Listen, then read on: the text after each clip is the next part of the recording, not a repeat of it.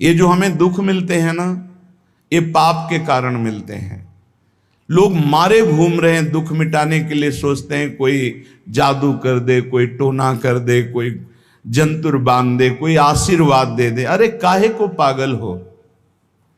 यदि तुम अच्छे आचरण करते हो, भगवान नाम जप करते हो, सद धर्म से चलते हो, तो तुम्हें किसी से आशीर्वाद मांगने की जरूरत नहीं। बात मान लीजिए, प्रार्थना मान लीजिए। दिखावे में लाखों लोग अपने जीवन को नष्ट करने के लिए तैयार हैं। ये माया का ही तो दिखावा है जिसमें जन्म के जन्म हमारे नष्ट होते जा रहे हैं। सत्य मार्ग को क्यों नहीं पकड़ते हो? किसी के आशीर्वाद की जरूरत नहीं आपको आनंद प्राप्ति के लिए। आप आनंद के बच्चा हो, आनंद स्वरूप हो। जिनसे आशीर्वाद मांगते हो उनके अंदर जो आत्म तत्व बैठा है वो तुम्हारे अंदर बैठा है। वही संपूर्ण आनंद लिए तुम्हारे अंदर बैठा है। तुम्हें किसी से गिगियाने की जरूरत नहीं। बस तुम अपने स्वरूप को नहीं पहचान पा रहे हो, अपनी शक्ति को जागृत नहीं कर पा रहे हो, इसलिए तुम दौड़े घूम रहे हो। भागने की जरूरत नहीं है। सत्संग सुनो, उसे अपने आचरण में उतारो। ये बात आप कागज में लिख लो, चाहे दिमाग में लिख लो। जब तक आपके आचरण शुद्ध नहीं होंगे, जब तक आप भजन नहीं करोगे, जब तक आप दूसरों को सुख नहीं दोगे, मन वचन कर्म से किसी को भी दुख नहीं पहुंचाना, तब तक आप भागे। और यहां से लेकर ब्रह्मलोक तक अगर आपको सुख मिल जाए तो बता देना। आ ब्रह्म भुवनान लोकान पुनरावर्तिनो, अर्जुन यहां सुख मिलने वाला है। आ ब्रह्म स्तंभ पर्यंतम सर्वम मायामयम जगत, यहां सुख मिलने वाला है। अगर सुख सिंधु भगवान का भजन नहीं करेंगे, बैठ के अपने घर में बैठकर आधा घंटा भजन नहीं करेंगे, मारे घूम रहे हैं, सोच रहे हैं ये भगवान का अवतार है, हमारा कल्याण हो जाएगा। ए भाई, जब भगवान वास्तविक अवतार लिए और जो भजन नहीं किए उनका भी कल्याण नहीं हुआ। भगवान के अवतार के समय हम भी रहे होंगे कहीं ना कहीं किसी जीव जंतु के रूप, कल्याण हुआ क्या? अब भजन करोगे तो कल्याण हो जाएगा। हमारी बात मान लो। बार बार आपको कभी कड़वे शब्दों में, कभी मीठे शब्दों में बताते हैं, ए भाई बचपन से भगवान के मार्ग में लगे हुए हैं, हमको अपना कर्म भोगना पड़ रहा है। जो शरीर रचना के समय रचा गया था वो सुखद या दुखद कर्म भोगना पड़ा। रामकृष्ण परमहंस जी के कैंसर था, भाई जी हनुमान प्रसाद पोद्दार जी के उदर में कैंसर था, बड़े बड़े महापुरुषों को भोगना पड़ा। तो प्रारब्ध को भोग लो। ये भोगने की सामर्थ्य नाम जप से आ जाएगी, और नाम जप करके जन्म मरण के चक्र से मुक्त हो जाओ। मान लो मेरी बात। क्या वृंदावन की परम पावन रज से बढ़कर त्रिभुवन में कोई रज है? इस रज में बैठकर तुम्हें आनंद नहीं मिल रहा तो कहां मिलेगा तुम्हें? क्या भगवान नाम से बढ़कर कोई अमोघ शक्ति है जो भगवान को अधीन कर सके? सुमिर पवन सुत पावन नामू, अपने बस कर राखे रामू। लेकिन समझ में नहीं आता। ये जीव सोचता है कोई तपस्वी, कोई सिद्ध से हमारे दुख दूर हो जाएं। नहीं, भगवान के वचन सुन लीजिए। दैवी हेषा गुणमयी मम माया दुरत्तया, मामेव ये प्रपद्यन्ते माया मेताम तरन्ति। ये गुणमयी माया को पार करना बहुत कठिन है। एकमात्र उपाय है, मेरी शरण में आ जाओ। हरि शरणम श्री कृष्ण शरणम मम। जब तक प्रभु की शरण में नहीं तब तक माया मुक्त। पर समझ में नहीं आता। लोगों को ऐसा लगता है मैं जाऊंगा आशीर्वाद मिलेगा, मैं सिद्ध हो जाऊंगा, सब दुख नष्ट हो जाएंगे। आप समझो, हमारी प्रार्थना को समझो। हम अंदर से पीड़ित होके बोल रहे हैं, आप लोग समझते नहीं हो। भगवान का भजन किए बिना कहीं भी भाग के चले जाओ, आपको शांति नहीं मिलेगी प्यारे। और घर में बैठकर यदि भजन करोगे तो घर तीर्थ हो जाएगा, घर में भगवान पधारेंगे, आप आनंदित हो जाओगे। संत संग का फल होता है भागना, मिट जाना। सत्संगति संस्कृति कर अंता, ये जो जन्म मरण का भागना ये मिट जाएगा। ये छोटे मोटे भागने से, शब्द सुना, मनन किया, आचरण में लग गए। कभी महीना 2 महीना में अगर संयोग बना तो हम बैठ के सत्संग सुन रहे हैं, नहीं तो हमारे पास यंत्र है, हम रोज उससे नवीन उत्साह प्राप्त करें भगवत मार्ग में चलने का। जब मिले तब दर्शन कर लिए, नहीं तो हम उनकी आज्ञा पर चल रहे हैं तो हमारा सदैव सानिध्य है। भागने की जरूरत नहीं। नहीं भाई नहीं, थोड़ा चैन लो, थोड़ा शांति लो, भागने की जरूरत नहीं है। अंदर से भगवान को सुमिरन करने की जरूरत है। थोड़ा संयम में आओ। जिसको देखो मनमानी आचरण कर रहा है, सोचता है कोई संत महात्मा आशीर्वाद दे देंगे, तो तुम्हें संत महात्मा मिलेंगे ही नहीं। तुम करोगे पापाचरण तो संत महात्माओं का सानिध्य ही नहीं मिलेगा। पापवंत कर सहज स्वभाव, भजन मूर्ति भावन काऊ, जो पे दुष्ट हृदय सोई होई, मोरे सन्मुख आओ की सोई। अच्छे आचरण करो, घर बैठे महात्मा मिल जाएंगे, कोई आ जाएंगे ऐसे, तुम्हें कृतार्थ कर जाएंगे। कहीं तुम भेज दिए जाओगे जिनके वचन से तुम कृतार्थ हो जाओगे। हमारी प्रार्थना को मानिए, अपने इस अमूल्य मानव जीवन को कूड़ा करकट की तरह मत नष्ट कीजिए। श्रीपाद कह रहे, नेत्रे उत्पाटित सपदि स्त्री क्षणे लालसा चेत। यदि ये गंदी लालसाएं उत्पन्न हो रही हैं तो थोड़ा शासन में लाओ अपनी इंद्रियों को, छूट मत दो। बहुत जीवन व्यर्थ कर दिया इन इंद्रियों ने, अब सावधान हो जाओ।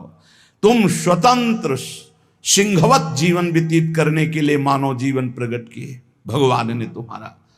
तुम इंद्रियों के गुलाम होकर, मन के गुलाम होकर, भोगों के गुलाम होकर के जीने के लिए नहीं आए हो मनुष्य देह में। देवता तरसते हैं इस मानव देह के लिए।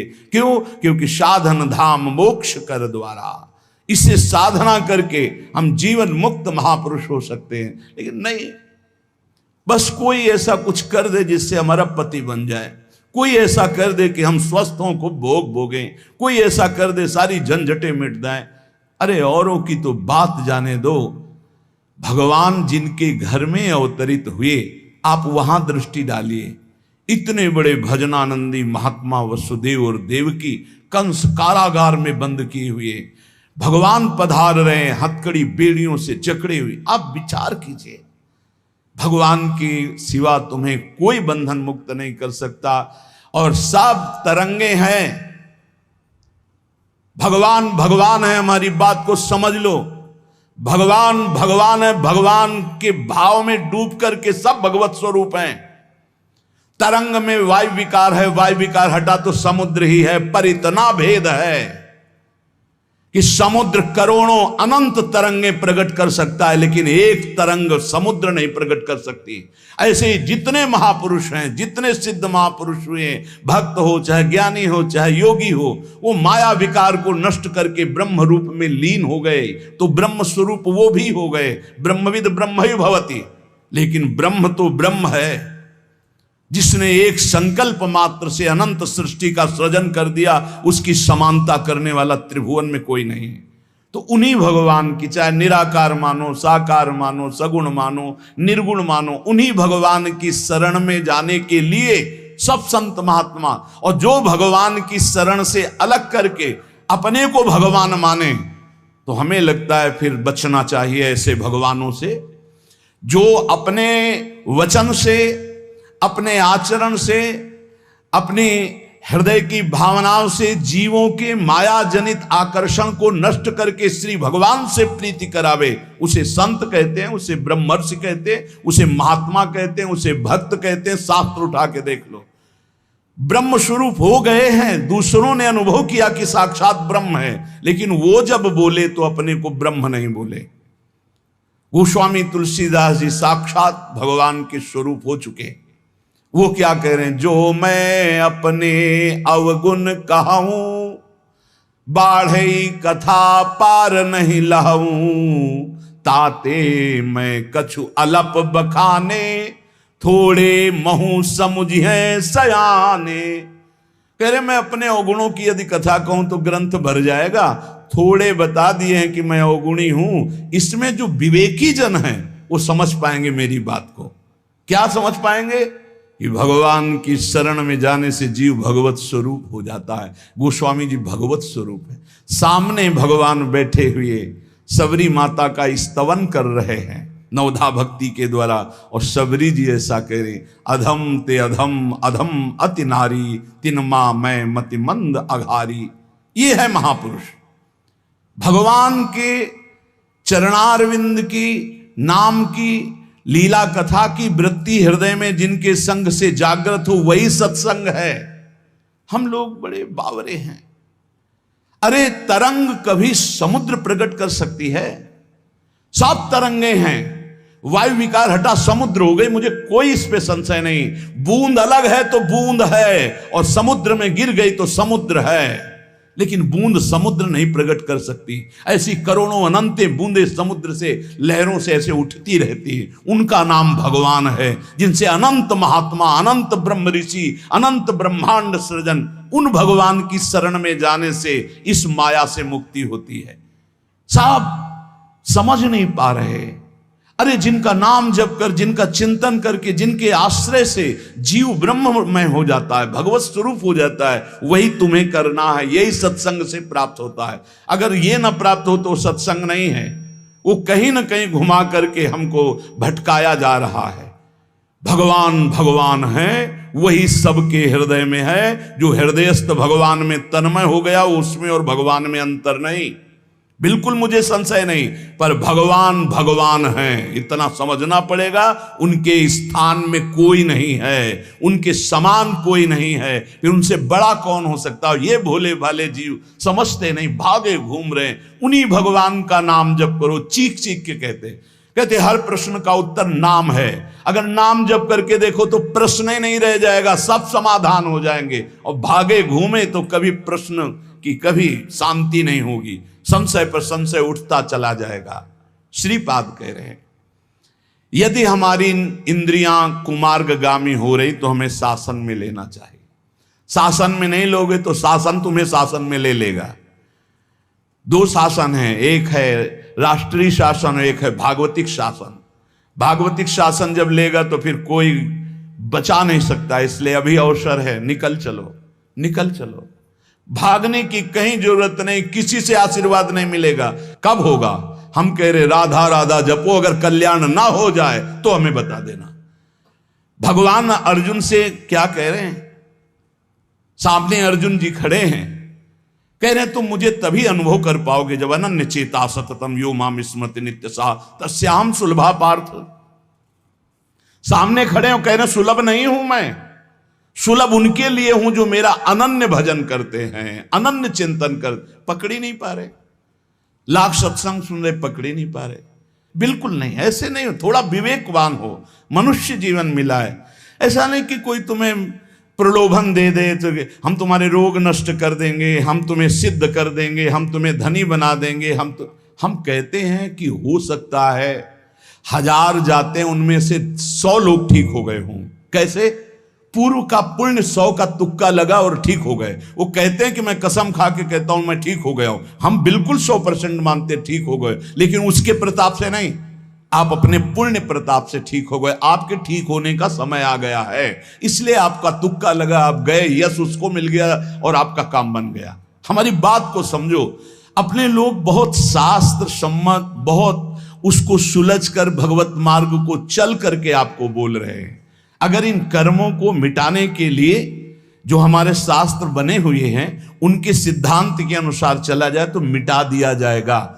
लेकिन जब मिटाने की सामर्थ्य आती है तब लगता है अब इसको रख के क्या करेंगे, हमारे को तो प्रभु के पास जाना है, हमें तो दिव्य भाव देह प्राप्त है, हमें अपने स्वामी, अब इस शरीर का क्या करेंगे। तो जैसे सांप अपनी केचुल से संबंध नहीं रखता, ऐसे महापुरुष अपने शरीर से संबंध नहीं रखते।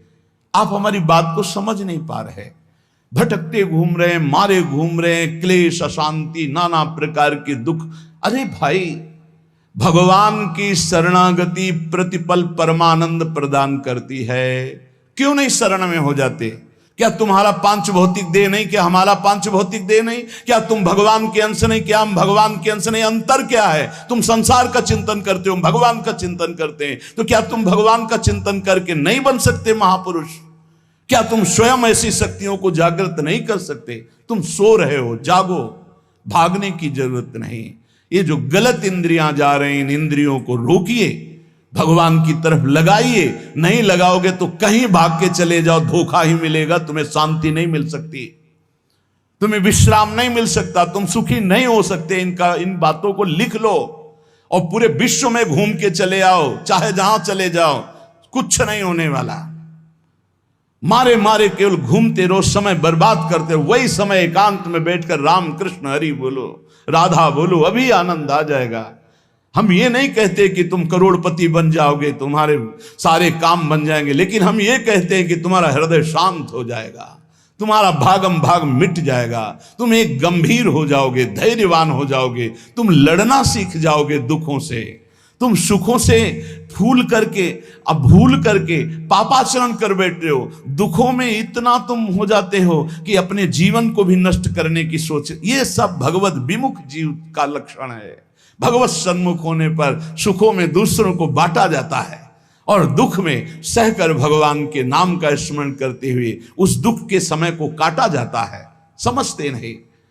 यदि तुम्हें वृंदावन में रह के पराई स्त्री के भोगने की इच्छा जागृत हो गई है, पराई स्त्री की तरफ काम दृष्टि से देखने की, आप पराये पुरुष शरीर की तरफ, तो कह रहे हैं कि अच्छा है इससे अपने नेत्रों में पट्टी चढ़ा लो, मत देखो, ये नष्ट कर देंगे नेत्र तुम्हें।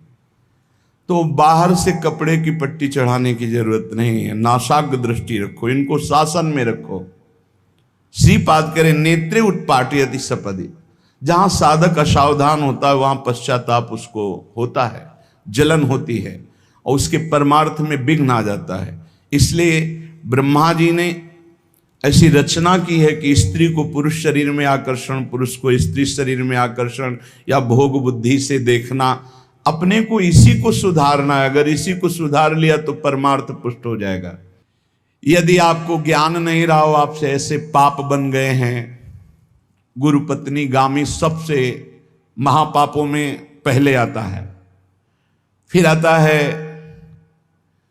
जो ब्रह्म ऋषिजन हैं उनकी भार्या, फिर आता है मद्यपान, मदिरापान करना, फिर स्वर्ण की चोरी करना, और जो ऐसे पुरुषों का संगी है वो महापापी, गौ हत्या करना महापाप। ऐसे जो महापापी जन हैं, पाप हो चुके हैं उनसे, अब वो विचार करें कि मेरा कल्याण कैसे हो सकता है, मैं तो महापापी हूं।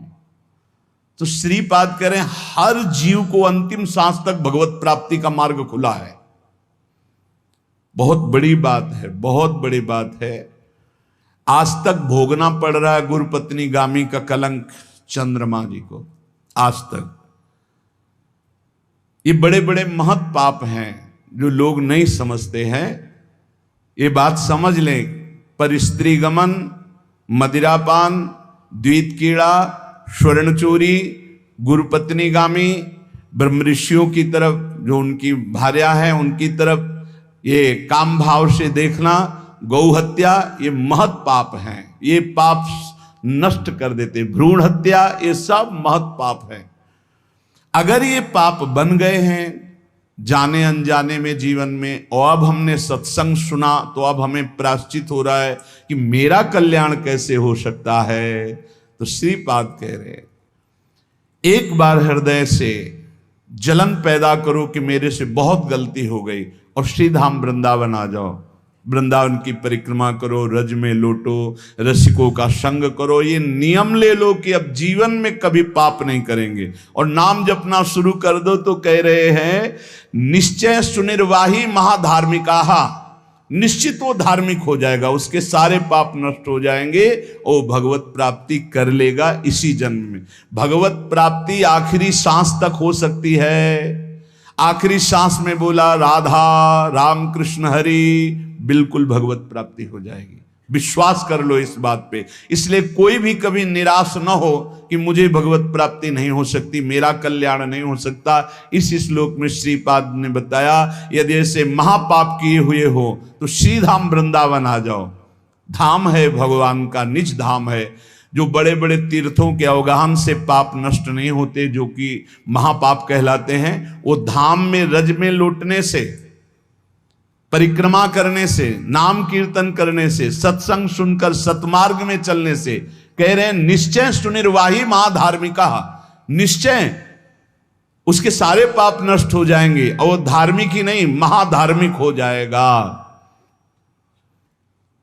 यदि ऐसा पुरुष है, ऊपर के श्लोक में जो बताया महापापी, अब कह रहे हैं अगर ऐसा पुरुष है कि कभी धर्म की चर्चा ही नहीं सुनी।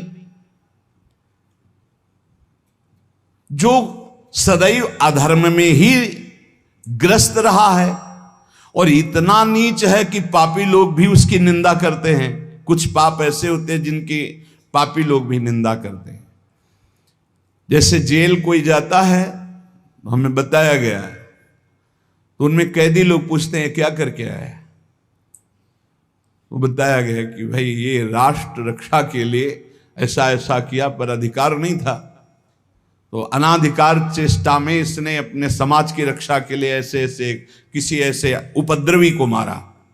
तो हाथ मिलाते हैं उसको सम, ये काहे क्या है, बोले अपनी बेटी के साथ ऐसा गंदा आचरण कर। तो बोले वहां के कैदी भी गुस्सा होकर उस पर दृष्टि रखते हैं, उसे घृणित दृष्टि से देखते हैं। तो यहां कह रहे हैं जो धर्म की वार्ता नहीं जानता, अधर्म से ग्रसित रहा है, और नीच पुरुष पापी लोग भी उस पर क्रोध दृष्टि से देखते हैं कि बहुत ही नीच है ये। ऐसे खोट कर्म करने वाला समाज से जो बहिष्कृत हो चुका है और निश्चित हो चुका है कि अब इसकी दुर्गति पक्की है, उसके लिए भी एक चांस है। बोले निजोरु कृपया शांत्या च वृंदावनम स्वस्मिन नामृत चेत ददाति वसतिम धन्योस्ति वृंदावने।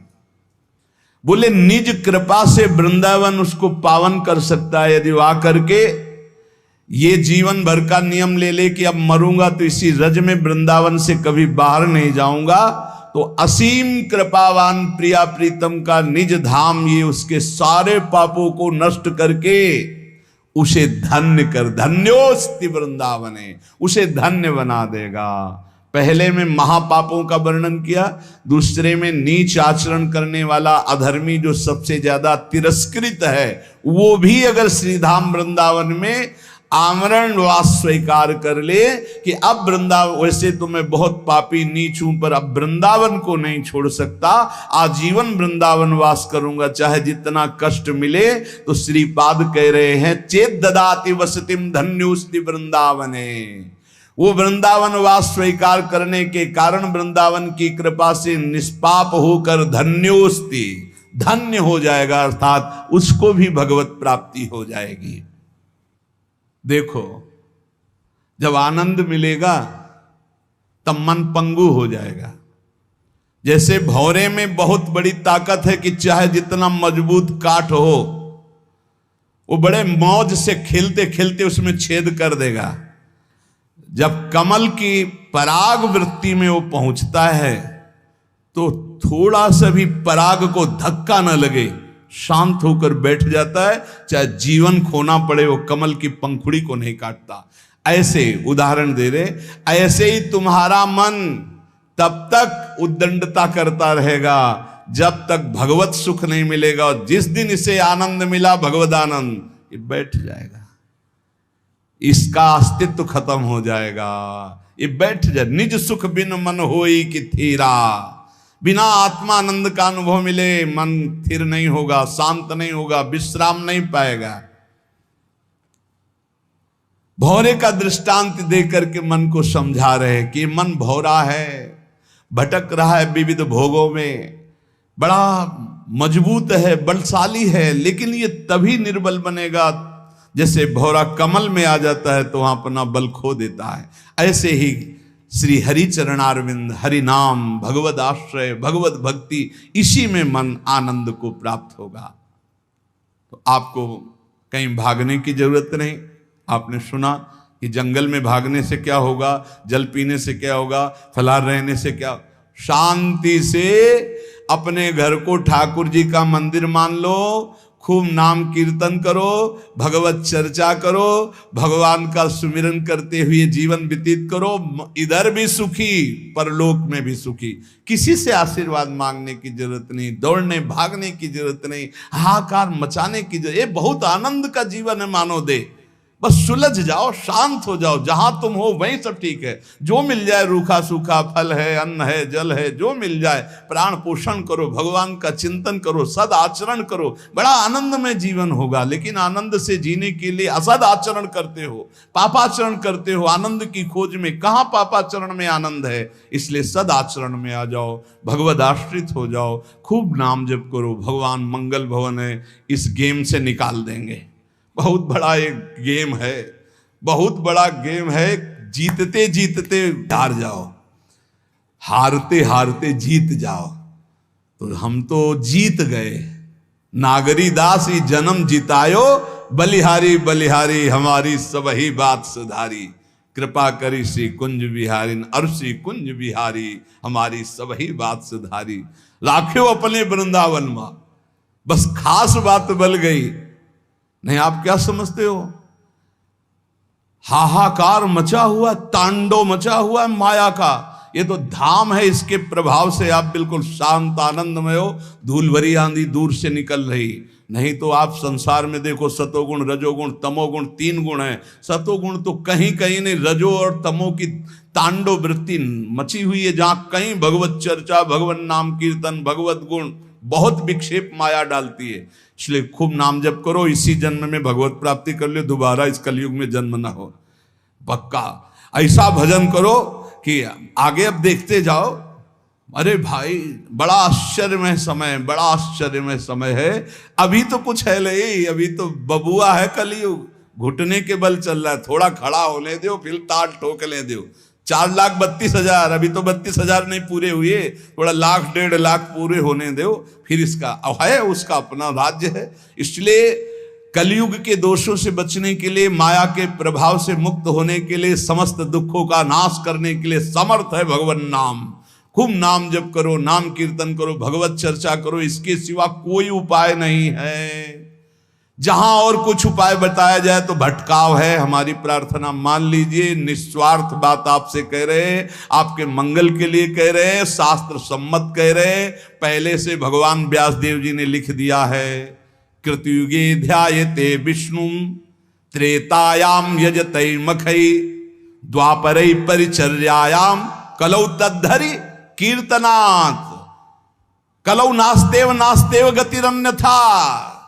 कलयुग में कोई और गति और गति और गति नहीं है। हरे नाम हरे नाम हरे नाम केवलम, केवल हरि का नाम, केवल भगवान नाम है। इसलिए खूब नाम कीर्तन, नाम जप, भगवत चर्चा, जीवन सार्थक। शेष चर्चा आगे। श्री राधा वल्लभ लाल की। जब सब रास्ते बंद हो जाए तब कृपा का रास्ता खुलता है। ये अविश्वासी जीव मानेगा नहीं। अगर इसको थोड़ी भी गली मिली संसार के, तो संसार की ही गली में जाएगा, प्रभु के मार्ग में नहीं जाएगा। और जब प्रभु के मार्ग में चलोगे तो संसार की कोई विपत्ति या कोई संपत्ति आपको घसीट ले जाएगी। बहुत विचित्र माया का खेल है, बहुत विचित्र माया का खेल। इसलिए बिल्कुल जो कदम बढ़ाना बहुत मजबूत बढ़ाना, ऐसे बढ़ाना कि अगर घर के सब मर जाएं तो भी हम घर पीछे वापस नहीं लौटेंगे। जिसने देखने का हृदय में ठान लिया प्रभु के, तो उसे और के देखने की इच्छा नहीं कर ली चाहे नहीं, फिर वापस प्रभु की तरफ नहीं आ पाओगे। पक्का समझ लेना। या तो ये पूरे जीवन की बात कह रहा हूं, या तो ऐसी विपत्ति आएगी कि आपको भागना पड़ेगा, या ऐसा प्रलोभन आएगा। प्रलोभन भी आता है, बहुत जोर का प्रलोभन आता है। कितनी जगह ऐसे प्रलोभन आते हैं साधक के मार्ग में। प्रलोभन और भय, इन दोनों का त्याग करके जो भगवत मार्ग में बढ़ता है, वही आगे जाकर के जान पाता है कि संकट, विपत्ति, अपमान, तिरस्कार, संसार सब ठुकरा रहा है, ये भगवान की कृपा है। समझ पाएगा कोई कृपा है? लगता है ये कोई कृपा है? कृपा है, नमस्कार प्रणाम, माला पहनाया जा रहा है, अनुकूलता है, भोग सामग्री, जय जयकार, ये कृपा है? नहीं, ये कृपा नहीं। बहुत संभल के रहना, ये कृपा नहीं। कृपा है तिरस्कार, अपमान, निंदा, दुख, विपत्ति, संकट। क्यों? इससे संसार का राग और देह भाव नष्ट होता है। इसीलिए सम्मानम कलयाति घोर गरलम कहा गया। सम्मान विष है, नीच पुरुषों द्वारा किया हुआ अपमान अमृत है। विश्वास करो, तुम्हारे आगे पीछे बाएं दाएं ऊपर नीचे केवल भगवान की कृपा घेरे हुए है। वो सुधा धारा बरसा रही है, अमृत रस बरसा रही है। तुम्हारी शक्ति नहीं अब कि तुम भगवान के मार्ग से हट जाओ, क्योंकि ऐसा चिंतन करो कितना आनंद है। मेरे आगे पीछे दाएं बाएं ऊपर नीचे सब तरफ से मैं कृपा से घिरा हूं। अब मुझे कोई भी परास्त नहीं कर सकता। मैं भी चाहूं तो अब नहीं वापस जा सकता, भाग नहीं सकता, क्योंकि कृपा ने मुझे घेर रखा है। देखो, भगवान पर भरोसा और इसमें कभी शिथिलता ना पावे तो बहुत जल्दी भगवत प्राप्ति हो जाती है। भगवान पर दृढ़ भरोसा और शिथिलता ना आना। जब वो परिस्थिति पैदा करते तब समझ में आता है। जब परिस्थिति थी द्रौपदी की कि कोई भी सभा में नहीं खड़ा हुआ उसकी रक्षा करने के लिए, अपने में दम नहीं रह गई, तब पुकारा, हे श्री कृष्ण द्वारिका वासिन गोविंद।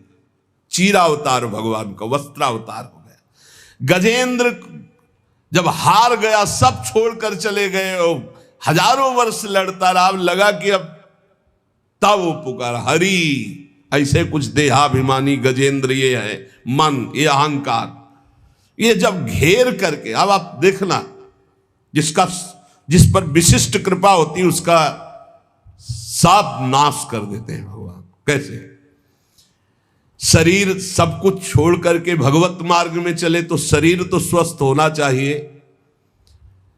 अब जो साधना थी, पद्मासन 6 घंटा 8 घंटा लगाकर भगवत चिंतन करना, भिक्षावृत्ति से जीना, अब किडनी फेल। जो ही सुना किडनी फेल तो जहां थे वहां से निकाल दिए गए, 1 पैसा पास नहीं। बलराम ब्रजवासी तो सुनने आते हो तो जान रहे, 1 पैसा पास नहीं। आदेश हुआ 15 दिन में खाली कर दो, कुछ परिचय हमारा नहीं। जब तो 15 दिन के, हमका 15 मिनट, हम तो भगवत आश्रित है। रोड में राधा वल्लभ जी के सामने झोला लेके बैठे, हाँ मालिक अब बताओ कहाँ। बस इतनी प्रार्थना कि अब काशी वापस न जाना पड़े प्रभु, क्योंकि धाम के बिना हम जी नहीं सकते। आप उस परिस्थिति को झांक भी नहीं सकते कि क्या स्थिति उस समय। अब साधन ये तो केवल भगवत कृपा से बैठे, हम कोई थोड़ी बैठने लायक है। ये जो बैठकर सत्संग हो रहा है केवल कृपा से हो रहा है, किडनी बैठने लायक नहीं। वर्तमान में इस समय जैसे आग रखी हो ऐसे जल रही, पर उसका भान केवल श्री जी के प्रताप से नहीं। फेल किडनी से ऐसे नहीं बैठा जा सकता कि इतनी देर बैठ करके प्रवचन किया जा सके, ये नहीं। ये सब अलौकिकता केवल कृपा से हो रही। सर्वनाश स्थिति, स्थान हटा दिया गया, शरीर अस्वस्थ, घोर अस्वस्थ, व्यवस्था पूरी भंग। अब लगा एक, अभी हम समझते थे हम शरणागत हो गए, बचपन से शरणागत हैं। शरणागति बचपन से शुरू हुई, आत्मसमर्पण, और वो होते होते होते होते तब समझ में आया कि अब आत्मसमर्पण पूर्ण हो रहा है। कैसे पूर्ण हो रहा है? अब कुछ नहीं बचा। शरीर का भरोसा गया कि साधना नहीं हो सकती, कोई कहीं कोई अपनापन नहीं। एक एक ऑपरेशन इतने आराम से हुआ कि हम तुम्हें कैसे बताएं। आराम, हर हमें कभी लौट कर जिंदगी में जन्मभूमि नहीं गए। जिस दिन से निकले आज तक कानपुर अस्पताल में गए थे, कानपुर से तो बहुत दूर ग्राम, कभी नहीं गए। लेकिन एक आशा, एक छोटी सी झीनी रेखा आशा की, कभी तो है ना भगवान, उसका भी कोई नहीं तेरा। तो वृंदावन, वृंदावन, हमें तुरंत ले चलो वृंदावन। वृंदावन आए और उसी समय से प्रण लिया ये प्राण, ये जीवन वृंदावन को समर्पित है। बस एक टूटी सी छत के नीचे हमें हित धाम में रहने को मिला। वो पत्थर टूटे, कभी भी गिर सकते थे। ऐसे छोटी सी, सीधा लेटो तो पैर नहीं, दीवार में ऐसे थोड़ा सिकुड़ना पड़ेगा, और अगर ऐसे लेटो तो बस पैर फैला के एक बीता, बस इतनी, आगे कोई बारंडा नहीं, आगे कोई, वो तो बाद में। ऐसा कष्टपूर्ण जीवन। अब वो आर्त भाव अंदर से जो प्रकट हुआ, हे प्रभु अब तो मैं किसी काम का नहीं, वहीं से बात बन गई। साधना वैसे तो सब चल, लेकिन जो शरणागति की बात आई, जो ठसक की बात आई, जिस ठसक में आप लोगों को हम कहते हैं भगवत प्राप्ति, ये जो हम बोलते हैं ना, ये केवल बोलते ही नहीं है। हाँ, ये बोलते ही नहीं है, बहुत बढ़िया मजबूत नौका मिल गई, खेवैया बहुत चतुर है, आज तक उस खेवैया की नाव में बैठने वाला कोई डूबा नहीं। श्री हरिवंश प्रताप नाम नौका, निज खेवक, भवसागर सुख तरत निकट, हरिवंश जो सेवक। यहां बहुत समझ के, जहां जहां हमारी आसक्ति है उसका राग नष्ट होगा, पक्का पक्का नष्ट होगा। जहां हमने सोचा कि ये मेरा है, वही मेरी प्रियाजू ने ऐसा ऑपरेशन किया कि पूरा गुणा लगा दिया और दिखाई दिया कि नहीं नहीं, ये भूल मत कर, तू किसी का नहीं, तेरा कोई नहीं। भगवान जिस पर विशिष्ट कृपा करते हैं उसकी सब सुविधाओं का, ऐश्वर्य का, संबंधों का नाश कर देते हैं। एक बार वो तड़पता है, रोता है, दुखी होता है, जैसे ऑपरेशन, बस ये ऑपरेशन है, सीधे समर्पित हो जाओ। नहीं, अगर वो समर्पित करवाना चाहते ना तो बड़ा ऑपरेशन होगा, मेजर ऑपरेशन, छुटपुट ऑपरेशन नहीं होता, मेजर ऑपरेशन होता है। और इस ऑपरेशन के बाद जो स्वस्थता होती है वही आप देख रहे हो। जो ऑपरेशन हुआ ना, उसकी जो हमारी रोग निवृत्ति हुई, अहम की स्वस्थता जो देख रहे हो वही है। ये जो कुछ देख रहे हो ये वही स्वस्थता है, उसी ने निहाल कर दिया। शरणागति कमाने में बहुत घाटे में थे, और जब हो गए उनके तो पूरी प्रॉपर्टी के अधिकारी हो गए। कुंज महल की टहल सुख, संपत्ति दंपति पाई है। ये दंपति रूपी संपत्ति, श्यामा श्याम हमारे कुंज महल की टहल सुख, दंपति संपत्ति पाई है। जैसे रूप लाल हित प्रीति सो, जो 84 गाइए। श्री प्रियालाल के गुण गायन, प्रियालाल के आश्रित, प्रियालाल के नाम जप, प्रियालाल की सेवा, अपार सुख मिल गया केवल शरणागति पुष्ट होने पर। ये कभी नहीं हो, न साधन का अहंकार का कोई गुंजाइश है नहीं। क्या साधना, मरा हुआ आदमी उससे जो करवा रहे। अब हम कह सकते कि हम प्रवचन करते, ये बोलने की क्षमता नहीं, प्रवचन क्या करते, तो श्री जी करवा रहे, स्पष्ट हम देख रहे हैं। हाँ, वो वहां से बटन दबा रहे, बस हो रहा है, बस हो रहा है, बस ऐसा। सम्मान की चाह भगवत प्राप्ति में बहुत बाधक है, और ये बड़ी सूक्ष्मता से बड़े ऊंचे ऊंचे साधकों में भी रहती है। ये बहुत बहुत विचित्र बात है। सम्मान की चाह बड़े ऊंचे ऊंचे साधकों में रहती है। बड़ी कृपा हो जाए तो इस सम्मान का भाव नष्ट हो जाए, नहीं तो ये बहुत सूक्ष्म रहता है। यही है सम्मान रूपी जहर का नशा चढ़ रहा है, जहर चढ़ रहा है। ये भगवत प्राप्ति में बहुत बाधक है। और जब भगवत प्राप्त हो जाता है, इस कोटि का सम्मान मिलता है, तो उसको सब भगवान की लीला, वो इस पर कोई भी महत्व नहीं होता। चाहे कोई गाली दे तो बुरा नहीं, और कोई प्रणाम नमस्कार करके प्रशंसा करे तो कोई भला नहीं। वो एक अलौकिक स्थिति होती है। भगवान के नाम पर अपने व्यक्तित्व की पूजा कराना, ये भगवत प्राप्ति से विमुख कर देने वाली बहुत बड़ी कमजोरी है। इसलिए इसको पहचानो अपने अंदर, चाहे गृहस्थ हो चाहे विरक्त हो। जब हम भक्ति करते हैं तो हम कुछ विशिष्ट हैं, अपने व्यक्तित्व की पूजा कराने की भावना अंदर बैठ जाती है। उसमें अहम पूजा करवाना चाहता। पूजा का मतलब आरती से ही नहीं है, मतलब सम्मान देना, आओ आओ आओ, विशेष अधिकार, विशेष सम्मान, विशेष। ये कमजोरी बहुत जोर की होती है। ये कमजोरी भगवान की प्राप्ति नहीं होने देती है। वो इस कमजोरी को अपनी कमजोरी ना मानकर बड़ी ऊंचाई मानता है। हम आपसे प्रार्थना करते हैं, यदि कहीं भी सम्मान की प्रियता हो तो इसे भगवान के बल से हटा दो, नहीं तो ये विघ्नों का जाल फैला देगी। अपने लक्ष्य से ये आपको हटा देगी, अग्रसर होने में बाधा पहुंचा देगी। कठिनाइयां आ जाएंगी आपके मार्ग में जिसे आप नहीं हटा पाएंगे। इसलिए आपसे अनुरोध है कि यदि कहीं किसी के अंदर भजनानंदी सुनने का, अपने को बड़ा भगत है ऐसा सुनने का, मान सम्मान पाने का, तो इसका त्याग कर दो, बहुत जल्दी आनंद की प्राप्ति होगी। जब मनुष्य केवल संसार के अनुकूल भोग पदार्थों की प्राप्ति में भगवान की पूजा का फल मानता है तो बड़ी भारी चूक कर बैठता है। पहला, सम्मान, अपनी पूजा करवाना, अहम की प्रतिष्ठा का निषेध। अब यहां कह रहे हैं कि जब कोई उपासक अपनी जो चाहा वो हो गया, इसमें भगवान के भजन का, भगवान की पूजा का, भगवान की कृपा का फल देखता, मैं जो चाहता हूं हो जाता है, बोले भारी भूल हो रही है। ये भूल आपको भगवान से विमुख कर देगी।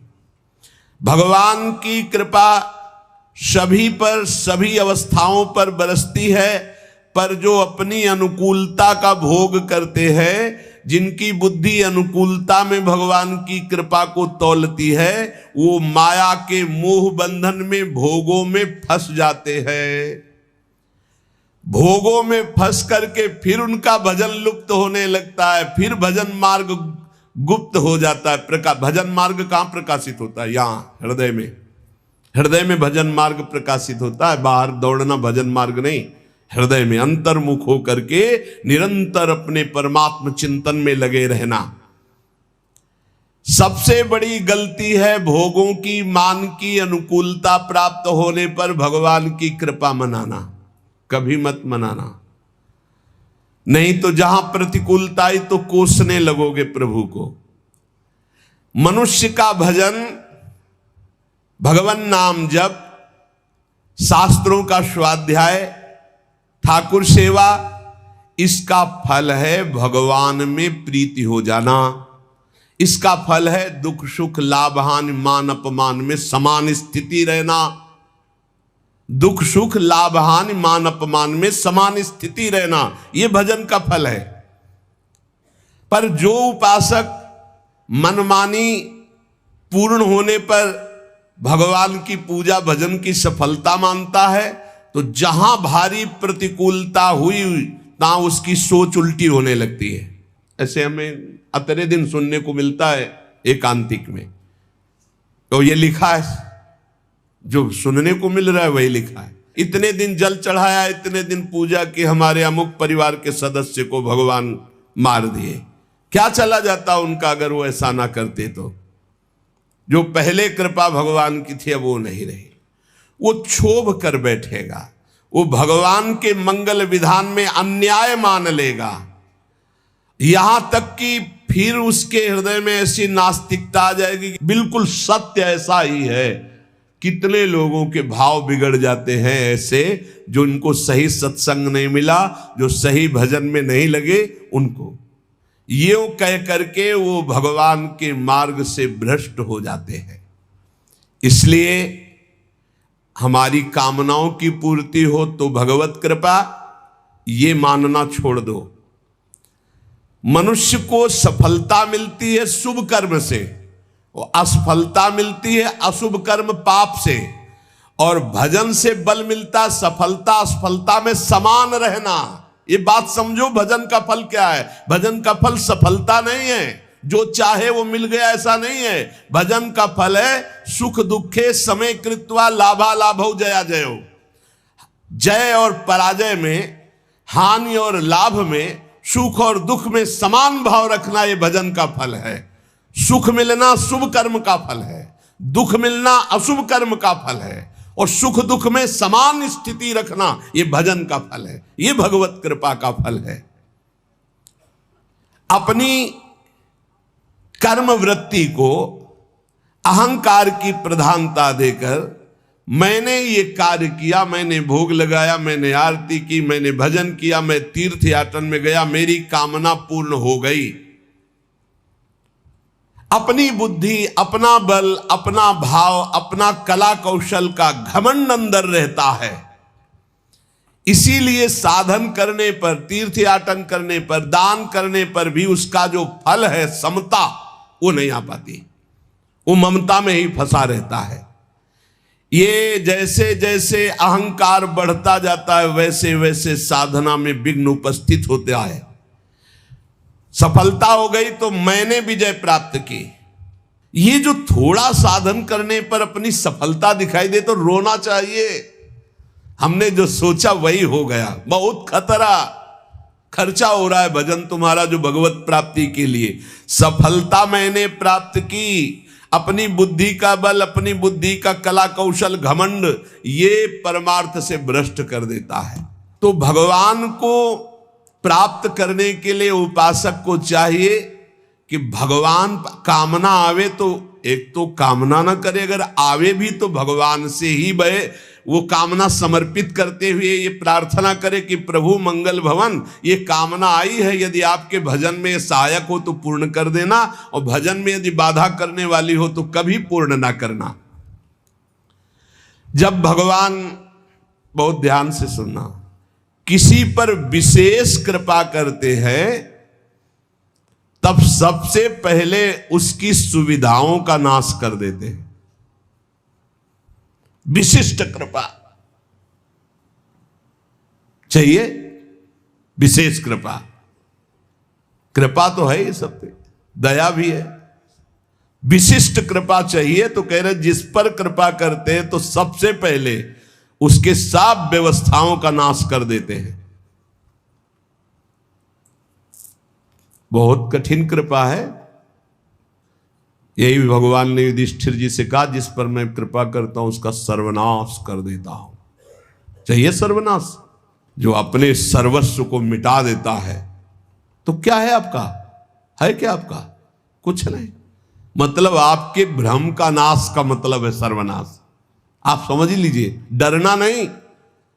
भगवान के भजन का मतलब विशिष्ट कृपा, विशिष्ट कृपा का मतलब है मतलब एकदम सर्वनाश कर दे। तो चक्रवर्ती सम्राट अम्बरीश जी थे, महाभागवत, और दरिद्रता की हद थी सुदामा जी के यहां, तो सुदामा पूरी खड़ी कर दी। समझो यार, भगवान जिस पर कृपा करते हैं विशेष, क्यों? क्योंकि आपको सच्ची कहता हूं, ये पढ़े लिखे समझाने से समझ में नहीं आता। सुनो, जिस पर विशिष्ट कृपा करता हूं उसका सर्वनाश कर देता हूं। कहीं कोई आश्रय न साधना करे गया, न व्यक्ति करे गया, न वस्तु करे गया। बड़ा विचित्र खेल होता है, बड़ा विचित्र खेल प्रभु का। एक बार वो घबराएगा, दुखी होगा, बहुत परेशान होगा, पर ऑपरेशन किए बिना छोड़ा नहीं जाएगा। हाथ पैर बांध दिए जाते हैं, फड़फड़ा लो केवल। कहां जाओगे अब, कहां जाओगे भाई? नहीं कोई, कहां जाओगे अब, करोगे क्या करोगे? कोई रास्ता ही नहीं है। एक ऐसा प्रभु फांसते हैं। भगवान से प्रार्थना करो कि फांस लें वो आपको, छुट्टा न रहे आप, बड़ी कृपा हो जाएगी। ऐसा फांस लेते कि उनके सिवा कोई है ही नहीं, करे तो क्या करे, कोई है ही नहीं, कोई मतलब कोई रास्ते नहीं। जाऊं तो जाऊं कहां, जाऊं तो जाऊं कहां, कोई रास्ता ही नहीं है। बड़े कृपालु है, बड़े कृपालु है। ऐसा सब माया मोह का पर्दा फांस करके ऐसे। और सुनो, भगवान उसका अपमान करवाते हैं, भगवान उसका उपहास करवाते हैं। बहुत ध्यान से सुनना है, इसलिए कह रहा हूं कि प्रश्न होते हैं कि हमारा बहुत उपहास होता है, तिलक न लगाऊं क्या, कंठी न बांधूं क्या, चलेगा? क्योंकि लोग उपहास करते हैं। घर में ऐसा कहते हैं, सेवा न रखूं क्या? तो क्या समझते हो, भगवान के मार्ग में चलने के लिए जब एक संसार का पति वर्ण करती है तो ठसक से सुहाग भर के चलती है। वो किसी के उपहास को डरती है। तुम जगत के मालिक का सुहाग भरे हुए हो, ये तिलक, ये कंठी, तुम्हें शर्म आती है इस बात के लिए कि कोई तुम्हें भगत कहकर उपहास करेगा तो तुम कंठी तिलक उतार दोगे? कैसी निष्ठा है? भगवान अपमान करवाएंगे, भगवान उपहास करवाएंगे, करवाएंगे। क्यों? ये दवा है, दवा। इसके बिना ये भवरोग ठीक नहीं होगा। ये दवा मिलेगी, पहले से बता रहे, थोड़ी कड़वी दवा है, मिलेगी। और जिसको ना मिल रही हो तो अभी अस्पताल में भर्ती नहीं हुए हो, आप अपने को स्वस्थ मानते रहो, नाड़ी पकड़े जाएंगे, हर दोष सामने आ जाएंगे, फिर दवा शुरू होगी। क्योंकि एक कह रहे थे कि आप कहते हो भक्ति में बड़ी प्रतिकूलता आती, मेरे जीवन में तो कोई प्रतिकूलता नहीं, तो अभी वो भक्ति आई कहां है? ऐसा क्यों करते हैं? क्योंकि जहां जहां हमारा राग है उसका नाश होकर भगवत प्राप्ति के लिए जो जो हमें सद्गुण चाहिए वो श्री भगवान देते हैं। इसलिए कभी शिकायत मत करो। भगवान की जब कृपा होगी तब आपको लौकिक भोगों की तरफ बढ़ने में असफलता होगी। जो तुमको प्यार करते थे वो ठुकरा देंगे, जो तुम्हारा सहयोग करते थे वो बंद कर देंगे, जो तुम्हारा नमस्कार प्रणाम वो तुम्हारा तिरस्कार अपमान कर देंगे। तब आपका हृदय आसपास से टूट करके एकमात्र भगवान की तरफ जाए। अगर चिंतामणि ने धक्का दे के न निकलवाया होता तो बिल्व मंगल जी बिल्व मंगलाचार्य न बनते। पक्का। बड़े कृपालु भगवान है, बड़े कृपालु है। उनकी कृपा जब बाद में आपको समझ में आएगी तो आपको आनंद आ जाएगा। स्थिति एक बार ऐसी जीवन में जरूर आती है जब सर्व आश्रय टूट जाते हैं, केवल केवल प्रभु का आश्रय।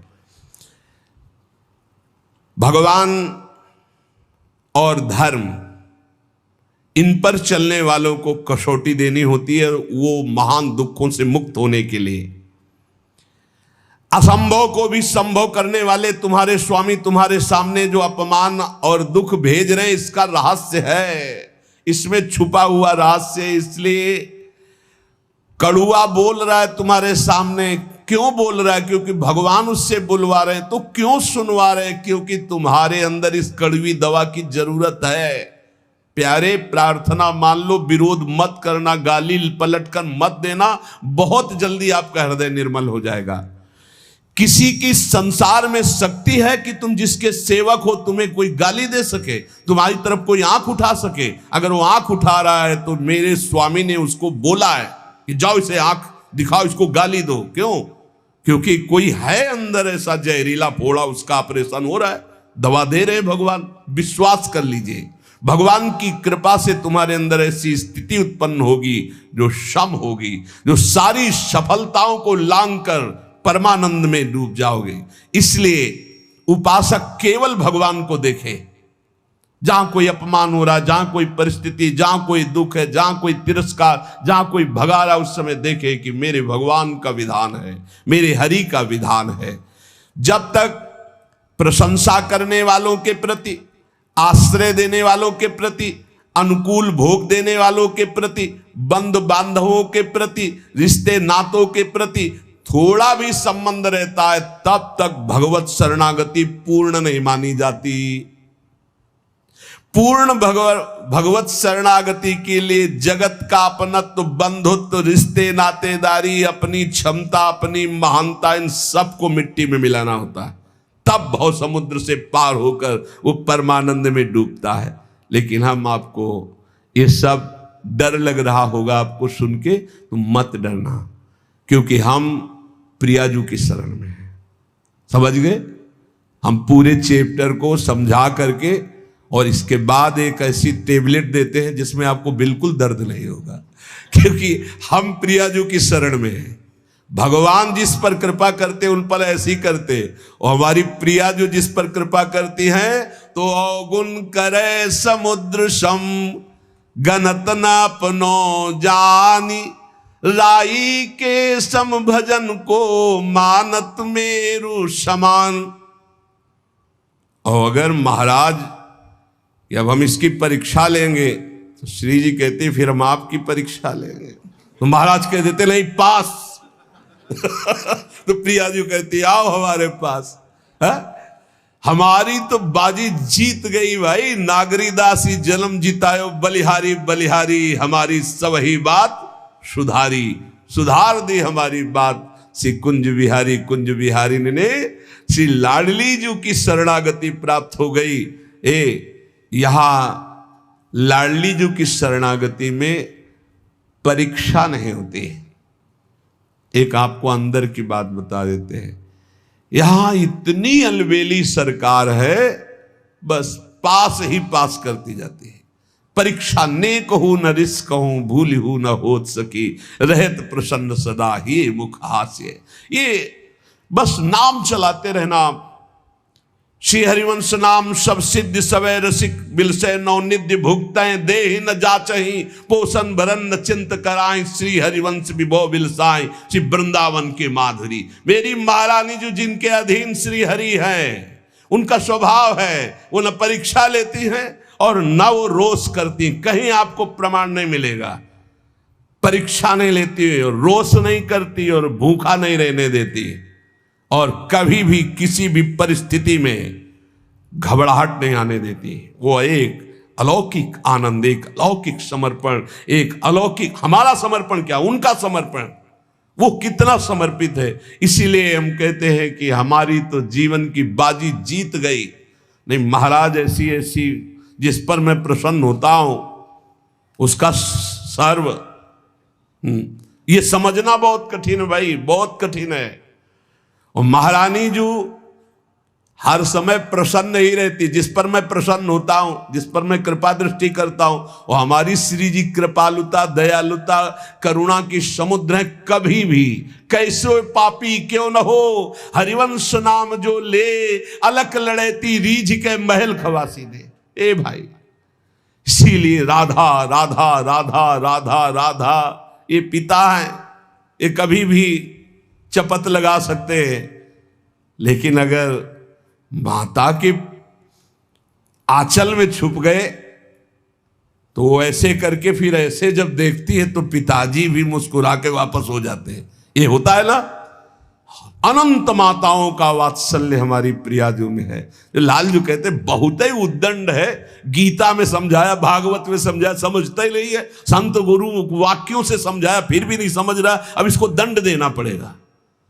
तो श्री जी कहती है अच्छा ये राधा राधा कहता मेरी शरण में फिर भी अनुलिख्यानंतान तदप राधा मधुपति, रजिस्टर फाड़ दो इसका, रजिस्टर फाड़ दो इसका, रजिस्टर नहीं रहना चाहिए, क्योंकि ये श्री जी का शरणागत। विश्वास कर लो हमारी बात पे, हम किसी ठसक पे बोल रहे हैं, किसी कर्तव्य भाव में नहीं, ठसक पे बोल रहे हैं। महारानी जी की शरण में जो है लाल जो महाराज निहाल कर देते हैं, अपने शरणागतों से भी बढ़कर निहाल। इसीलिए न देवैर न ब्रह्माद्यैर न खलु हरिभक्तैर न सुहृदा न सुहृदा दिवीर यद्वै राधा मधुपति रहस्यम सुविदितम। ये वृंदावन की महारानी जी के अद्भुत महिमा, हम सब उनकी शरण में है। और ये दो नहीं है, ये एक ही है, पर ये दो रूप धारण किए हुए, एक रसदात्री और एक रस धारण। लालजू महाराज रसपान करने वाले, रस धारण करने वाले, और रसदात्री श्री प्रिया जो एक ही तत्व दो रूप। तो महान करुणा समुद्र श्री लाडली जो महाराज हैं। किसी ने कहा कि राधा राधा तो ब्रज में सफल हो सकता है, बाहर इतनी आधुनिकता है कि राधा नाम में प्रीति होना संभव है।